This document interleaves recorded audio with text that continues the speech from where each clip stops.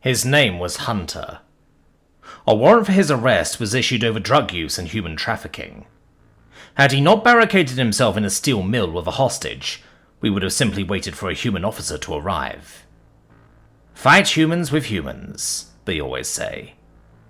There is something to it. Who else can fight a human but a human? Well, I'm here to tell you, I did. And I won. But it cost me so much. When I joined the force, humans at the academy outclassed me in every respect but speed. Rejected 4 times, I was finally accepted. Not only was I accepted, I was put in charge of the first fast response non-Terran task force.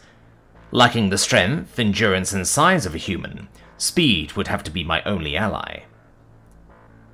Sir, my deputy showed me a heat signature on screen.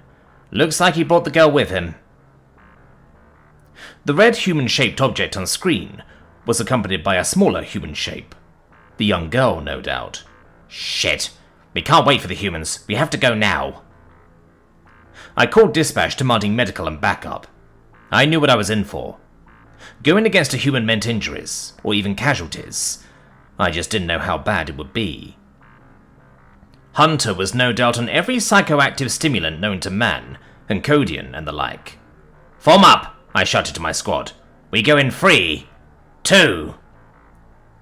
The door detonated and we poured in, splitting off at every intersecting hallway.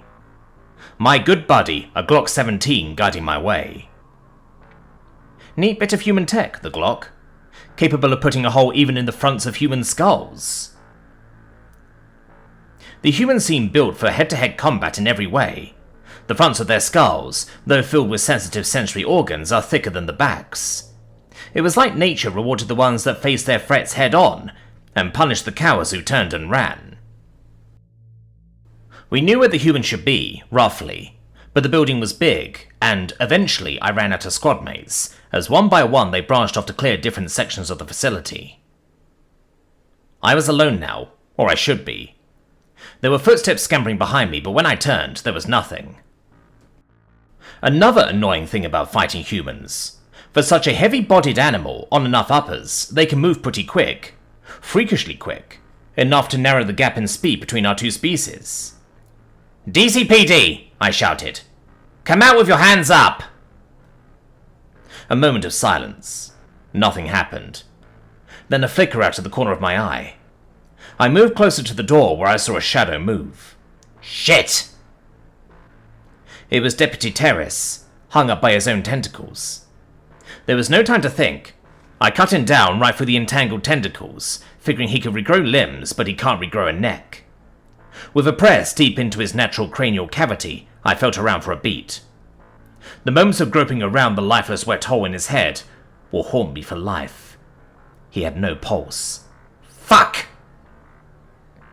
He was a good officer, but I didn't have time to mourn him. Humans will get the better of you while you're distracted. As if their physical presence wasn't enough, they have to mess with your mind while they're at it. I wasn't about to let that happen. I have an officer down. What's the ETA of the human task force? I asked dispatch. ETA 20 minutes, came the reply. 20 minutes. That's how long I had to keep the human away from the human child. 20 minutes to keep him from hurting her, or hurting my men. Then maybe the other humans would come. I gritted my teeth. 20 minutes, I repeated.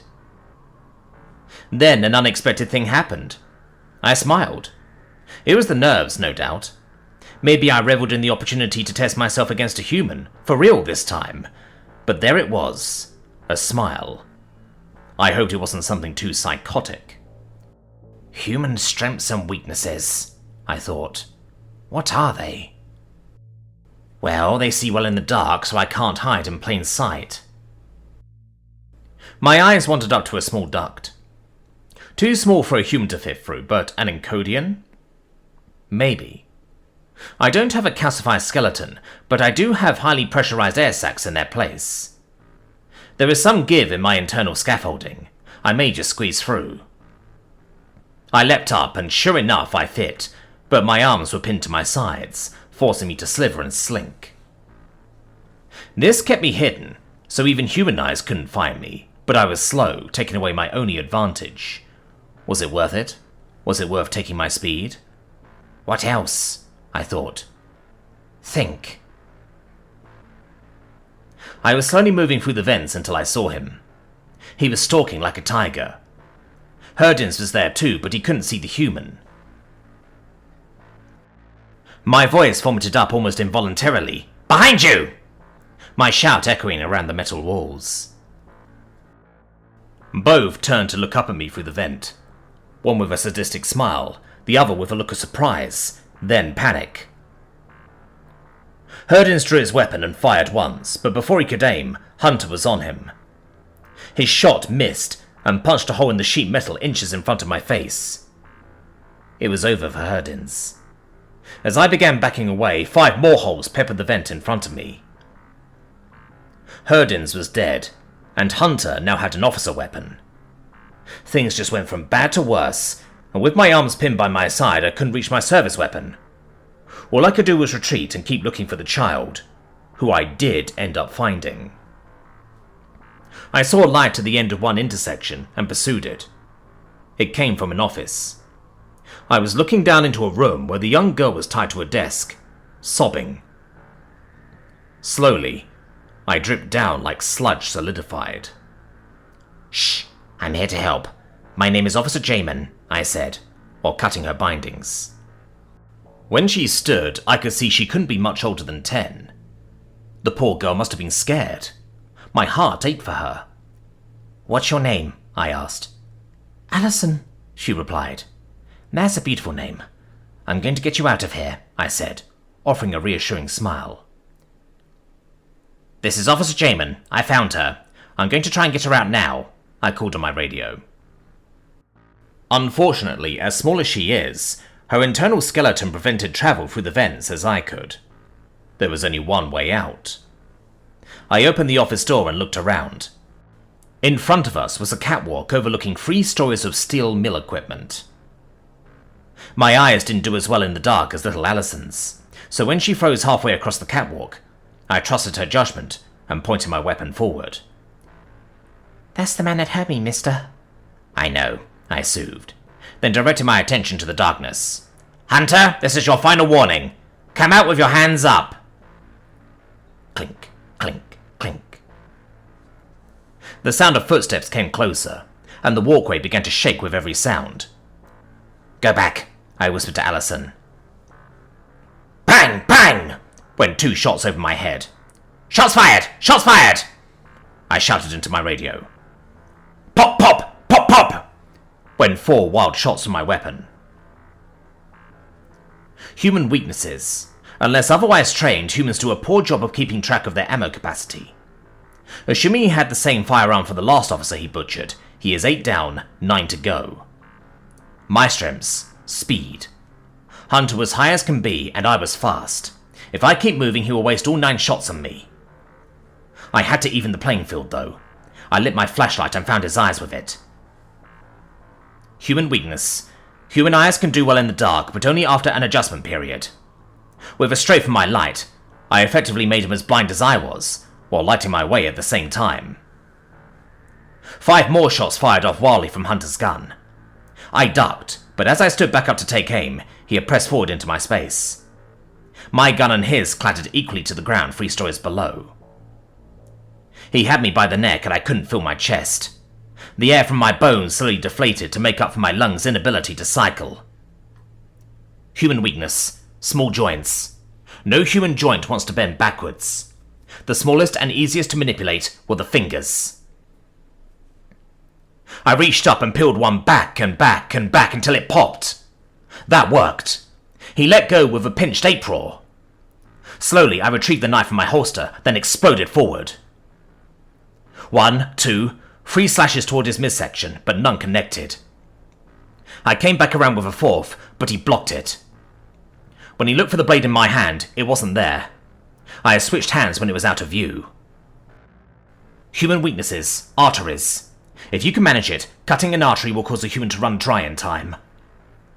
With a sickening wet sound, I buried the steel deep into his leg, hoping to hit that femoral artery, and in return, he bit the arm he had trapped. It was my turn to roar in pain. I pulled at him and punched his face, but he only grinned and clamped down harder. We were on the ground now, him over me like a wolf with a hair in its mouth. That's when I got either a brilliant or stupid idea. I pulled the blade from his leg. I needed a target. Cutting at his face left scarring, deep cuts, but his response to the pain was to smile. I stabbed hard onto his forehead, but the blade wouldn't go further than skin deep. With the thickest portion of a human's head being the front, the side facing me, I wouldn't have any luck. I summoned the courage I needed and plunged it into my own arm, into the bone sacs, spraying compressed air and orange blood in his eyes, into his sinuses. He sat back, letting go of my arm, snorting and sneezing my own blood out back at me. There was no time to think. I was one arm down, and he would recover shortly. Speed, I reminded myself. Be speed. With one arm and two legs, I grabbed the railing, pulling myself out from under Hunter and around. It took everything I had, but I was behind him in the blink of an eye. Human weaknesses. A compressed shock to the air can cause disorientation. With one arm down, I couldn't hit both, but one might just do the trick. Faster than a human can blink, my hand was cupped over his ear, leaving him writhing on the ground. Human weaknesses. Blood chokes. Blood chokes happen when the flow of blood is halted or slowed to the brain. An air choke can take minutes. Minutes of not breathing can cause panicking. Minutes of a human flailing and panicking can and will cause injury. A properly applied blood choke, on the other hand, can put a human out in seconds. I wrapped my legs around the human's neck and shoulder, forming what the humans call a rear-mounted triangle choke. The opportunity presented itself to hammer down on the back of Hunter's head with the butt of the knife, as I inflated the air sacs in my legs. My bones threatened to burst as he clawed at the grasping limbs. It took only 9 seconds for Hunter's rapid breathing to slow, for his arms to go slack, and for the telltale snoring to fill the air. I held it longer than I had to. This creature hurt a little girl. This monster killed my men. But as I was dispensing my righteous justice, my arm began to bleed out. Orange and red blood mixed on the floor, and eventually, our two bodies lay slumped over, unconscious. I heard brief moments of footsteps, words in human dialect, glimpses of the young girl walking away, guided by 2 others, momentarily turning to look at me. When I awoke, I was in an ambulance. "Hey, look! He's awake!" called a man in police uniform. "We've got him, thank you," replied a woman in scrubs. "Dude, you took on one of us and survived. That makes you one of us. You're an honorary human in my books."